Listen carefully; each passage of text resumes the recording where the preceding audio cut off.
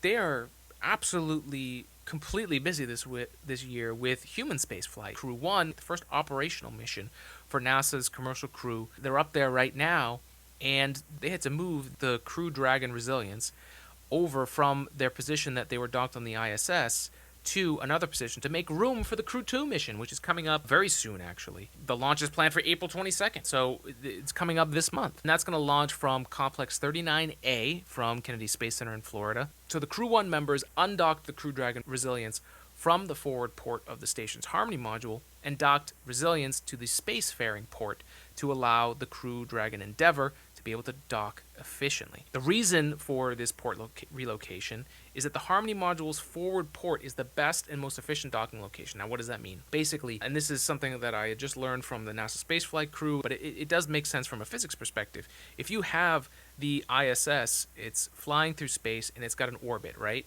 And its velocity is pointed in one direction, right? There's going to be a vector that's pointing in the direction that it's moving.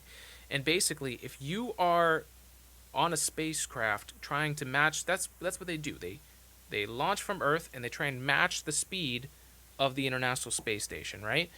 And so what the forward port of the Harmony module does is it's actually at the front of that vector. So basically what you've got to do is take the spacecraft, the Dragon, get it in front of the ISS, and then all you've got to do once you've matched that vector is back up into the ISS. So once you go in the same speed in your environment, you are now locked in. So now your relative speed is the only thing you have to worry about. And then all you've got to do is use your thrusters to move backwards. If you came in from the side of the ISS, you're always chasing the ISS. You're either, you're firing thrusters left and right to keep your position on the dock correct, and then you're probably going to have to correct for speeds, going faster, slower. It just becomes complicated. And when you're launching human beings into space, you want to make sure, and this is any spacecraft in general, but you only have a certain amount of fuel, right? They put more fuel in, obviously, to make sure that you've got enough just in case something goes wrong. But basically, you've got to make sure that that incoming crew doesn't really have another option once they're up there.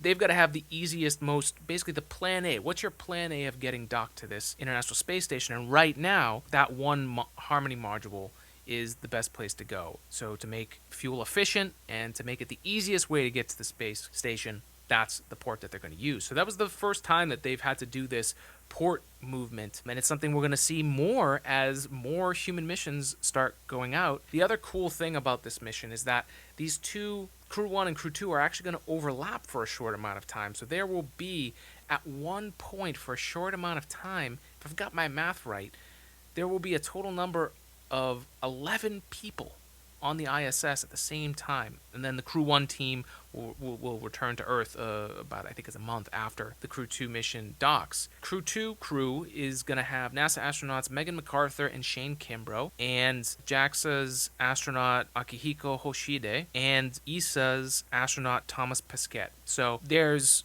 a whole new crew. Now we've got 3 different agencies involved in a single flight going into the International Space Station. Kind of what we've been doing with the Soyuz for so many years, but doing it in this new commercial crew style, where we're keeping the operations of the ISS going. We're allowing these astronaut corps and the science to be done, and it also allows for more science to be done at the same time. All of these things are great, and SpaceX is extremely busy because not only are they basically uprooting the ability for the U.S. to be able to launch our own astronauts from our own soil on our own spacecrafts, we're also opening this up to the first all-civilian crew and mission to fly into space ever. That is the Inspiration 4 mission.